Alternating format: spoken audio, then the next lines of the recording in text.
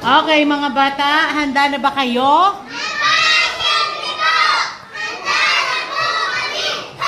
Okay, bago ang lahat, bago tayo magsimula ng klase, tingnan natin kung sino ang mga batang nandito. Pwede na pong makinig. Nandito ba si Ayesha? Ito nga ang tinuro ko sa kanila mula papasukan na kapag tinawag ko ang kanilang pangalan, sasabihin nilang, "Nandito po ako!" At gumamit nga tayo dito ng individual attendance monitoring tool na sariling layout natin. Nandito ba si Zyrene? Very good.